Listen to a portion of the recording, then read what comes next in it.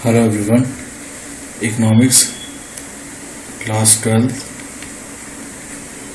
NIOS का chapter measures of central tendency को हम लोग स्टडी कर रहे थे और उसी में ये हम आगे की क्लास को कंटिन्यू कर रहे हैं। मैंने आपको इससे पहले वाले वीडियो में मीन निकालने के तीनों तरीके बता दिए हैं, तीनों तरीके की सीरीज़ में भी बता दिए हैं, जिसमें इंडिविजुअल, डिस्क्रीट और कॉन्टिन्यूअस सीरीज़ है। मीन निकालने के तीन method, direct method, indirect method और स्टेप डेविएशन मेथड, ये तीनों भी आपको समझा दिए हैं। किस तरीके से आप क्वेश्चन की पहचान करते हैं कि ये इंडिविजुअल सीरीज़ का है या आपका डिस्क्रीट सीरीज़ का है या कॉन्टिन्यूअस सीरीज़ का है, उसकी भी पहचान करना मैंने इससे पहले की क्लासेस में आपको अच्छी तरीके से समझा दिया है। एक अलग तरीके का क्वेश्चन है इसमें मीन से रिलेटेड ही, उसको आज हम इस क्लास में कंप्लीट करेंगे, तो समझने की कोशिश कीजिए। अभी तक आप सभी ने देखे हैं कि आपके सामने सवाल दिया रहता और आपको कहा जाता था कि आपने इसका मीन निकालना है। अब चाहे डायरेक्ट मेथड हो, चाहे इनडायरेक्ट मेथड हो, चाहे स्टेप डेविएशन मेथड हो या क्वेश्चन किसी भी तरीके का हो। अब यहाँ पर सवाल थोड़ा सा अलग है आपके सामने। सवाल में क्या है कि मीन आपको ऑलरेडी पहले से गिवन होगा, मतलब मीन आपको पहले से दिया रहेगा और आपको कोई मिसिंग डिजिट या मिसिंग वैल्यू निकालनी है। मतलब अधूरा सवाल होगा और आपको उस सवाल का जो अधूरापन है उसको पूरा करना है और ये बताना होगा कि कौन सी वाली चीज़ इसमें मिसिंग है। एग्जाम्पल के लिए आप देखिए, आपकी स्क्रीन पे यहाँ पर आपको दिखाया गया है, एक डेटा दे रखा है। यहाँ पर एक तरफ वेजेस है और एक तरफ नंबर ऑफ वर्कर्स है, कि मतलब कितना वेजेस कितने वर्कर को मिलता है। अब मीन निकालने का हम लोग क्या करते थे डायरेक्ट मेथड में, इसको हम लोग बोलते थे एक्स, और ये जो है ये फ्रीक्वेंसी, मतलब 110 रुपये कितने लोगों को वेजेस मिल रहे हैं, तो 25 लोग। 112 रुपये वेजेस कितने लोगों को मिल रहे हैं, 17 लोगों को। तो ये यहाँ पर इनकी फ्रीक्वेंसी लिखी हुई है। तो हम मीन कैसे निकालते थे, एक्स एफ अपॉन एफ और इसका सिग्मा, मतलब सिग्मा एफ एक्स या एक्स एफ या सिग्मा अपॉन एफ, ये हमारे पास इसका फॉर्मूला होता था। ठीक है, sigma of F x upon sigma of F. अब ये तो हमारे पास इसका फॉर्मूला है मीन निकालने का। स्टार्टिंग से मैंने आपको एक बात कही है, आपको फॉर्मूले हमेशा याद रखने हैं। ठीक है, तो यहाँ पर आप देखेंगे तो एक जगह पर 117 के बाद यहाँ पर क्वेश्चन मार्क कर दिया है। ये देखिए आप, यहाँ पर ये क्वेश्चन मार्क कर दिया है, मतलब ये वाली डिजिट मालूम ही नहीं है। इसके लिए कहा गया है कि इसे आप खुद ही खोजिए और यही आपका सवाल है। मैंने येलो कलर से एक बॉक्स बना दिया है, आप देख रहे होंगे ये वाली डिजिट मिसिंग है, तो आपको यही डिजिट मिसिंग वाली को खोजना है। मीन यहाँ पर आपको इन्होंने ऑलरेडी क्वेश्चन में ही गिवन करा रहेगा कि मीन जो है आपका क्या क्या है। तो हमारे सामने इन्होंने मीन क्या दे रखा है, ऑलरेडी मीन दे रखा है 115.86, 115.86 हमारे पास मीन ऑलरेडी गिवन है। अब हमें ये एक्स की ये वाली डिजिट निकालनी है कि ये कैसे निकलेगी। तो देखिए, आपको सिंपल क्या करना है, सबसे पहले आपको ये सब चीज़ें ढूंढ लेनी है। कौन कौन सी चीज़ें जो इस फॉर्मूले में, मीन तो हमारे पास ऑलरेडी दे रखा है इन्होंने 115.86। अब सिग्मा ऑफ एक्स एफ निकालना है और सिग्मा ऑफ एफ निकालना है। ये आप लोगों को अगर इससे पहले ये आपने सारी क्लासेस देखी हैं तो आपको अच्छी तरह से मालूम होगा। ठीक है, तो हम यहाँ पर इसके लिए एक लाइन ड्रॉ कर लेते हैं। तो ये होगी हमारी फ्रीक्वेंसी। अब हम यहाँ पर एक्स एफ कर लेंगे, ठीक है ना, मतलब एक्स को एफ से मल्टीप्लाई करके जो जो आता रहेगा। तो 100 इंटू 25 करेंगे हम लोग, सॉरी 110 इंटू 25 करेंगे तो हमारे सामने आएगा 2750। ऐसे ही 112 इंटू 17 को करेंगे तो 1904 आएगा। ऐसे ही 113 को 13 से मल्टीप्लाई करेंगे तो क्या आएगा 1469। 117 को अगर हम 15 से करेंगे तो 1755 आएगा। अब यहाँ पर तो कुछ है नहीं, तो इसको हम मान लेते हैं x, है ना। तो 14 इंटू एक्स करोगे तो क्या आएगा 14x, ठीक है। ऐसे ही 125 इंटू 8 करेंगे तो आएगा 1000। 128 इंटू 6 करेंगे तो आएगा 768। 130 इंटू 2 करेंगे तो आएगा 260। अब आपने इस फॉर्मूले पे ध्यान देना है, मैंने स्टार्टिंग में कहा। तो मीन तो हमारे पास ऑलरेडी है सिग्मा ऑफ XF, तो XF तो ये रहा भाई हमारे पास, इसका सिग्मा मतलब इसका टोटल। अब हम इसका टोटल कर देते हैं, ठीक है।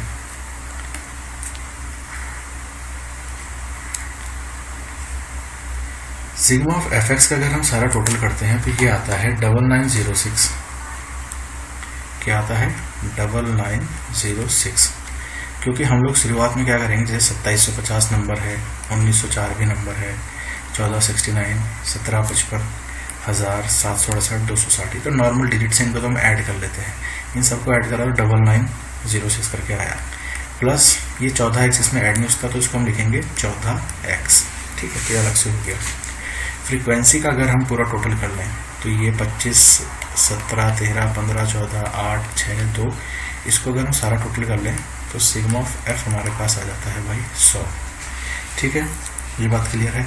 अब देखिए, मैंने आपको स्टार्टिंग से कई बार बात दोहराई कि हमें फॉर्मूले के अनुसार हर चीज़ को समझना है।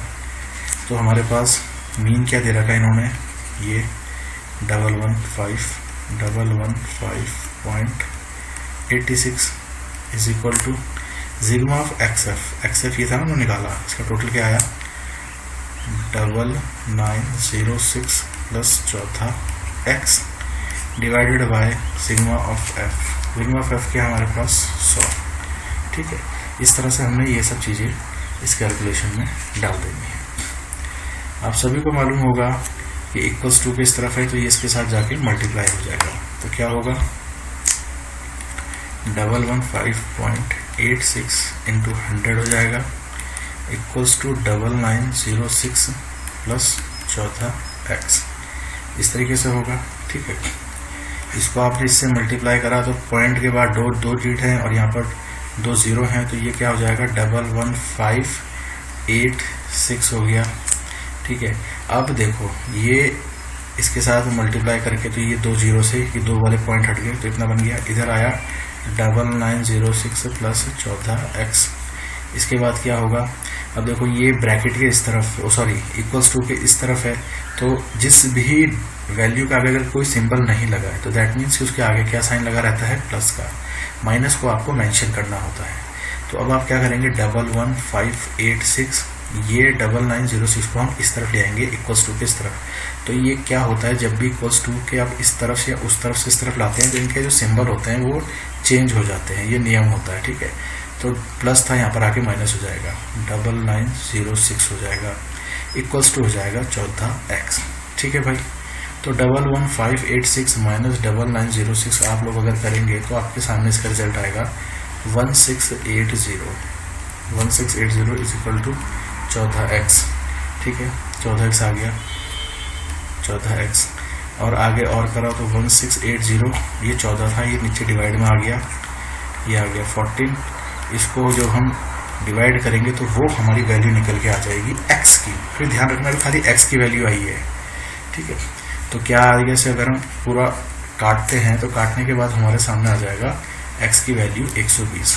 तो x इज इक्वल टू आ गया हमारे पास 120, और x हमने कहाँ पर माना था, ये वाला, ठीक है। यहाँ पर मैंने येलो कलर से लिखा हुआ है, इसको अब हम यहाँ पर फिल कर देंगे कि भाई हमारा आंसर क्या आ गया, हमारा आंसर आ गया 120। तो कभी कभी आपको इस तरीके से भी सवाल दिए जाएंगे और आपको ध्यान रखना है कि किस तरह से आपने उस वाले सवाल को सॉल्व करना है। इजीली है, कुछ ज़्यादा डिफिकल्ट नहीं है, आपको हर चीज़ दी रहेगी, आपको फॉर्मूले में चीज़ों को पुट करना है और थोड़ी बहुत अपनी कैलकुलेशन पे ध्यान दीजिएगा। इजीली आप इस तरह के सवालों को कंप्लीट कर पाएंगे, ठीक है। चलो इसमें आगे देखते हैं और क्या क्या टॉपिक्स हैं। तो अब आपके सामने एक नया टॉपिक है जिसका नाम है कंबाइंड मीन। कंबाइंड मीन को समझने के लिए मैं आपको एक एग्जांपल दे रहा हूं, जैसा कि आपके टेक्स्ट बुक में प्रोवाइड है अगर आप इस एग्जाम्पल को अच्छे से समझ लेते हैं तो आपको उम्मीद है कि सारे सवालों को इससे मिलते जुलते कंबाइंड मीन टॉपिक से मिलते जुलते जो भी सवाल आएंगे आप उन सभी सवालों को इजीली कर पाएंगे। ठीक है, सवाल ध्यान से समझना कि सवाल क्या है। देखो सवाल क्या दिया रहेगा या इसी की तरह मिलता जुलता होगा सवाल।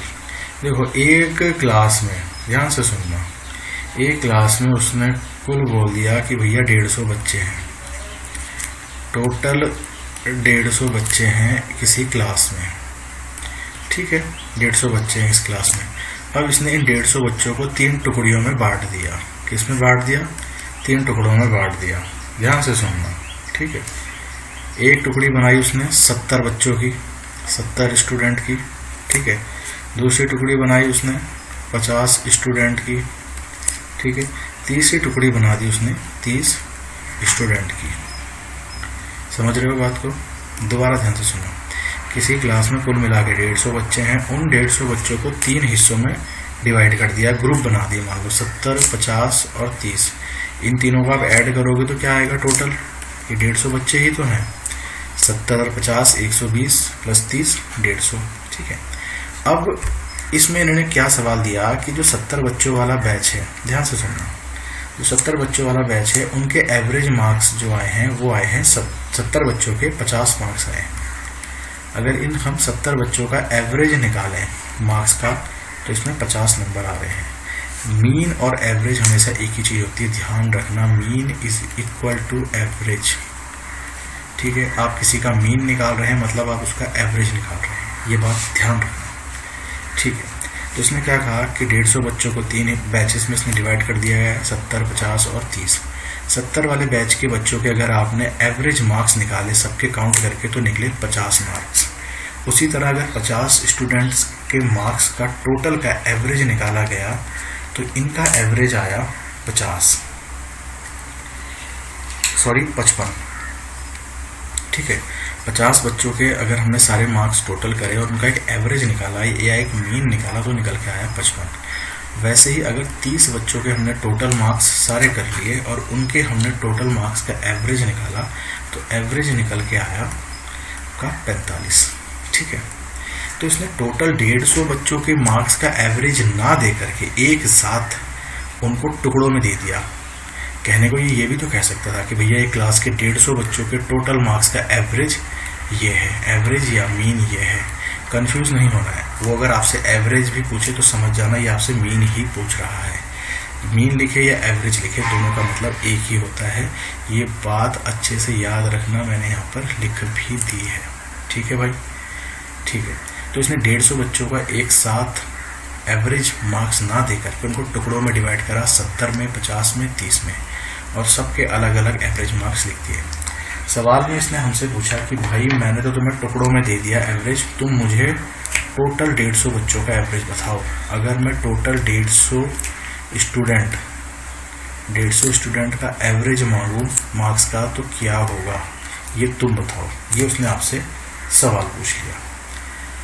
अब आप कहेंगे कि इसमें हम कैसे निकालें टोटल 150 बच्चों का एवरेज, क्योंकि यहाँ पर तो ना हमारे पास इंडिविजुअल सीरीज़ है ना डिस्क्रीट सीरीज़ है, तो यहाँ पर हम किस तरह से निकालें। तो इसी तरह के जो सवाल रहेंगे आप ध्यान देना, यहाँ पर कहानी कुछ और हो जाएगी। यहाँ स्कूल है, ये किसी सवाल में आपको किसी कर्मचारी के, किसी लेबर के, किसी फैक्ट्री के, किसी इंडस्ट्री के, किसी की सैलरी, कुछ भी सवाल बना के देगा, लेकिन उस सवाल का जो डिज़ाइनिंग होगा वो कुछ इसी तरीके से होगा। टोटल होंगे जो उनको 3 टुकड़ों में बांट देगा या 4 टुकड़ों में बांट देगा या 5 टुकड़ों में बांट देगा। उन सब टुकड़ों के अलग अलग एवरेज आपको दे देगा और बोलेगा भैया इस टोटल का मुझे एवरेज दो। ठीक है, समझ रहे होंगे आप लोग मैं क्या कहना चाह रहा हूँ। ठीक है, तो इसके लिए या इस तरह के सवाल को आप कहते हैं कंबाइंड मीन। कंबाइंड मीन निकालने का फॉर्मूला क्या है, ध्यान से देखना।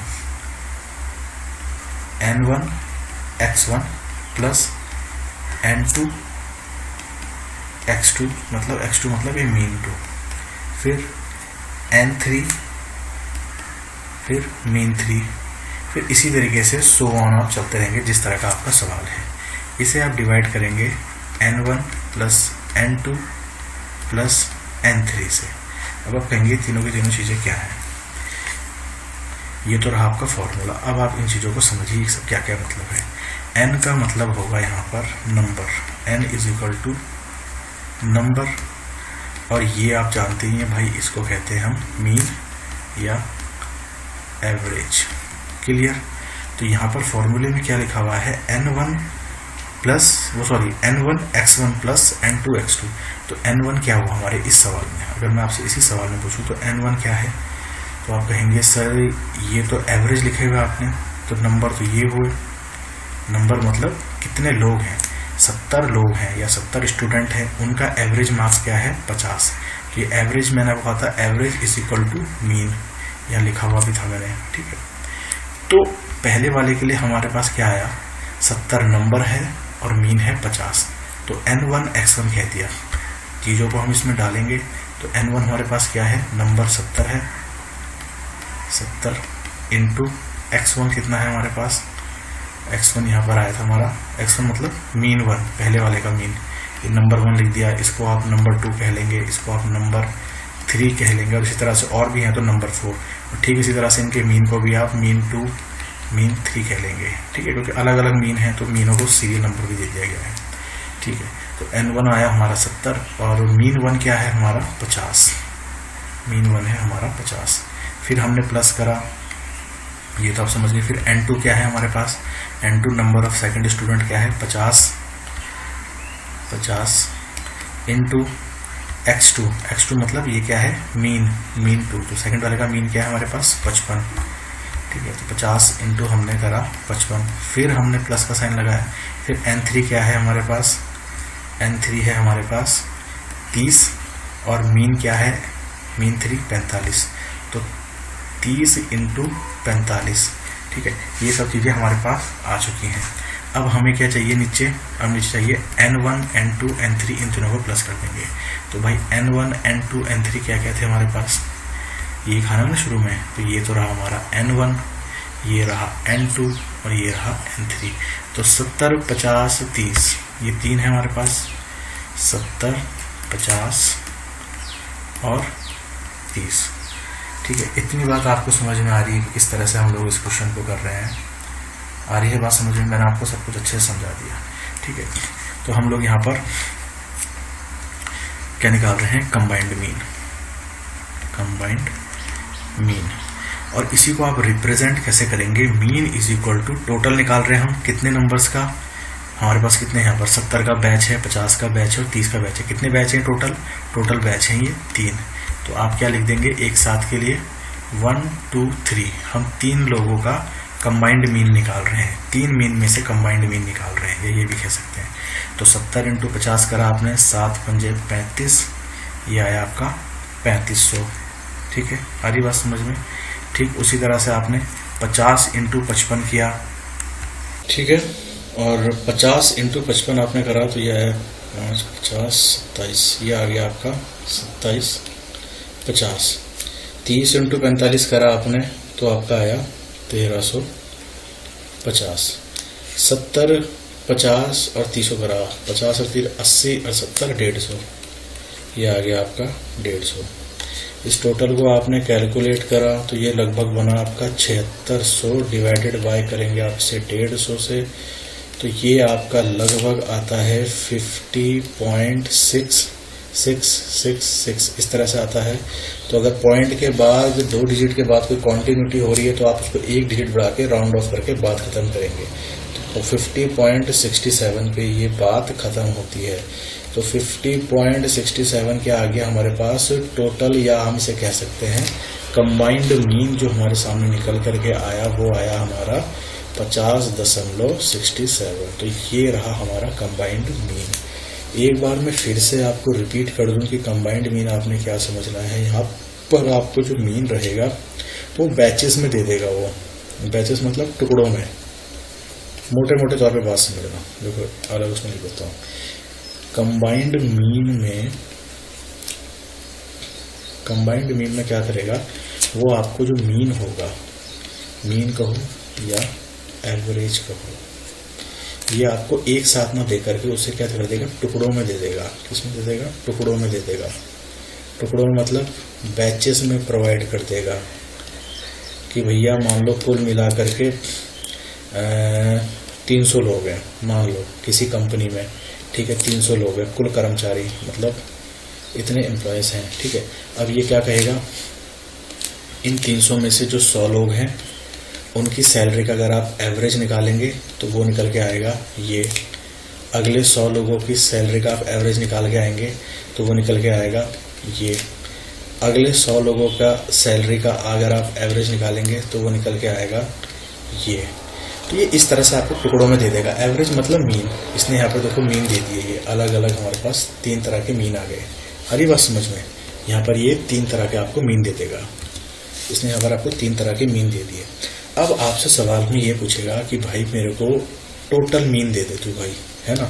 ये बोलेगा कि टोटल मीन बता दे, टोटल 300 कर्मचारियों का, मतलब टोटल 300 जो लोग हैं, जो वर्कर हैं, इन 300 के 300 की सैलरी का मुझे मीन दे दे या एवरेज दे दे निकाल के। ये आपसे ये पूछ लेगा। तो आपने देखना है कि सवाल जो रहेगा उसका मैंने आपको बेसिक बता दिया कि टोटल मीन ना देके आपको टुकड़ों में मीन दे देगा और कहेगा टोटल में बताओ।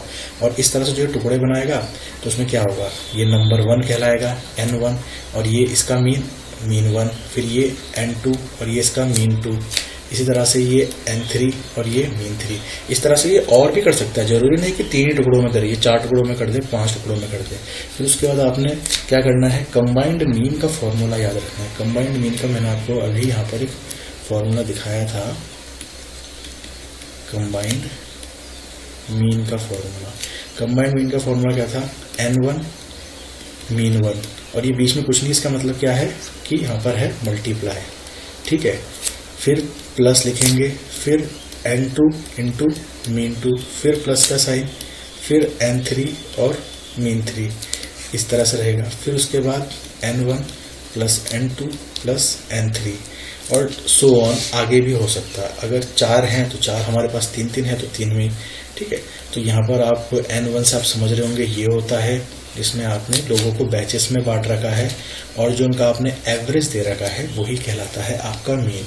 तो यहाँ पर 3 तरह के एवरेज हैं, तो मीन 1, मीन 2, मीन 3, इस तरह से आप इस फॉर्मूले में पुट करेंगे और आगे करके जो भी आप कैलकुलेशन करते हैं वही आपका रिजल्ट होता है। ठीक ऐसा ही आपके सामने ये सवाल था, मैंने आपको बताया स्टार्टिंग में ही कि ये आपको यहाँ पर टुकड़ों में देगा। देखो अब आप जरा इस सवाल को देखोगे तो आपको सब समझ में आएगा। देखो क्या कहा मैंने आपको, इसने यहाँ पर आपको टुकड़ों में दे दिया। देखो किसी स्कूल में टोटल कितने बच्चे थे, मैंने आपको कहा यहाँ पर 150 बच्चे थे। इसने 150 बच्चों का एक साथ मीन ना दे करके उसको टुकड़ों में डिवाइड कर दिया। कैसे टुकड़ों में डिवाइड करा इसने, एक तरफ इसने 70 बच्चों का बैच बनाया, दूसरे में इसने 50 बच्चों का बैच बनाया और तीसरे में 30 बच्चों का बैच बनाया। उनके इसने एवरेज मार्क्स आपके सामने दे दिए, किसी के 50, दूसरों वालों के 55 और तीसरे वालों के 45, ठीक है। फिर इसने कहा टोटल 150 बच्चों का मुझे मीन तुम लो निकाल के। वही चीज करी हमने, फिर कंबाइंड मीन का फॉर्मूला डाला, N1 mean 1, N2 mean 2, N3 mean 3 divided by N1 N2 N3। इस तरह से हमने इस सब चीज़ों को यहाँ पर कैलकुलेशन में डाला और बारी बारी से हमने सारी कैलकुलेशन करी तो हमारे सामने 50.67 का रिजल्ट आया। ठीक है, आई होप आप लोगों को ये समझ में आ गया होगा कि किस तरह से आपने कंबाइंड मीन का क्वेश्चन को सॉल्व करना है। ठीक है, चलिए इसमें इतना ही है। इसके बाद मैं आपको कुछ इम्पोर्टेंट सवाल कराऊंगा, या एक काम करते हैं अभी पहले हम सीरियल वाइज चलते हैं। तो 8वें नंबर पे अब आपके सामने सवाल आता है weighted arithmetic mean. Weighted arithmetic mean, इस वाले तरह के हम लोग सवाल को यहाँ पर करेंगे कि किस तरह से हम लोग वेटेड अरिथमेटिक मीन निकालते हैं। तो इनका आपको वेट्स के हिसाब से दिया रहता है कि क्या क्या वेट्स के हिसाब से इन्होंने बांटा रहता है। ठीक है, वेटेज दी रहेगी, हम उसके हिसाब से यहाँ पर अरिथमेटिक मीन को फाइंड आउट करेंगे और उसको मैं आपका नेक्स्ट क्लास में करूँगा, क्योंकि यहाँ पर फिर आप लोगों के लिए कंफ्यूजन क्रिएट होगा। आप पहले इस वाली क्लास की पूरी अच्छे से समझ लीजिए इसको, आगे वाली में हम वेटेड उसको करेंगे। और ये चैप्टर बहुत इंपॉर्टेंट है आपके एग्जामिनेशन पॉइंट ऑफ व्यू से, तो इसके सवालों को अच्छे से समझ लेंगे एक बार तो एग्जामिनेशन में आपके 5 से 10 नंबर ईजिली बन जाते हैं। ठीक है, ये कभी मत घबराना। आपको मैं एक और बात बता दूं, बहुत से बच्चे क्या करते हैं कि ये सोचते हैं कि सर हमने सारा मेथड सही करा लेकिन हमारा जो हमने आंसर निकाला, जो हमारा आंसर आया वो रॉन्ग आ गया। देखो एग्जामिनेशन में आप अगर पूरा फॉर्मूला सही लिख रहे हो और लास्ट स्टेज में आपका आंसर गलत आ गया तो इसका मतलब ये नहीं कि आपकी सारी मेहनत बेकार गई। आपको कुछ ना कुछ मार्क्स ज़रूर मिलते हैं जो आपने इतनी मेहनत करी है शुरू से लेकर एंड तक, जितना भी आपने फॉर्मूले और प्रोसीड्यूर को सही से फॉलो करा है तो आपको उस चीज़ के भी मार्क्स मिलते हैं। ऐसा नहीं है कि सारा ज़ीरो कर दिया जाएगा, है ना। तो आप लोग फॉर्मूले को अच्छे से समझिए, थोड़ी बहुत इसमें आप प्रैक्टिस जरूर करते रहिए, प्लस माइनस डिवीज़न किस तरीके से करते हैं, और एक बार जरूर देखना आपको। मैं यहाँ पर उस चीज़ को नहीं रिपीट करूँगा। आपको क्या करना, अगर आपको यूट्यूब में मिले कोई ठीक सा टीचर तो आप एक बोर्ड मास के नियम को जरूर सीखना। आप YouTube पे जाकर के लिखना बोर्ड मास बेसिक्स, तो आपको बोर्ड मास का नियम समझ में आ जाएगा। इससे ये होता है कि कैसे आपने कोई भी इक्वेशन है उसको सॉल्व करना है तो पहले ब्रैकेट हटता है, फिर ऑफ होता है, फिर डिवाइड होता है ना, ये डी से डिवाइड, फिर मल्टीप्लाई, फिर एडिशन, फिर सब्ट्रैक्शन, मतलब बारी बारी से हम लोग चीज़ों को करते हैं। ऐसे नहीं कि सबसे पहले हमने आपका ऐड कर लिया, सबसे पहले हमने इक्वेशन में से माइनस करना शुरू कर दिया, नहीं, पहले हम क्या क्या चीज़ें करेंगे वो सब चीज़ों का आपको बोर्ड मास का नियम सिखाता है। आप इस नियम को थोड़ा सा देख लेंगे तो आपके लिए इजीली हो जाएगा। आपकी कैलकुलेशन के जो आंसर है अगर नहीं मैच हो पा रहे हैं तो एक बार बोर्ड मास को जरूर सीखिए। यूट्यूब पे आप लिख के देख सकते हैं, कोई अच्छा ट्यूटर हो जो सिखा रहा हो तो आप सीख लीजिए। अदरवाइज अगर आप मुझसे सीखना चाहें तो नीचे कर दीजिएगा कमेंट, मैं इसको भी कंटिन्यू करने की कोशिश करूँगा, ठीक है। फिलहाल अभी चैप्टर पे हम लोग फोकस करेंगे और जो भी आगे के टॉपिक्स हैं उनको हम लोग यहाँ पर कंटिन्यू करेंगे, ठीक है। थैंक यू एवरीवन, अगली क्लास में आपसे मिलते हैं, ओके।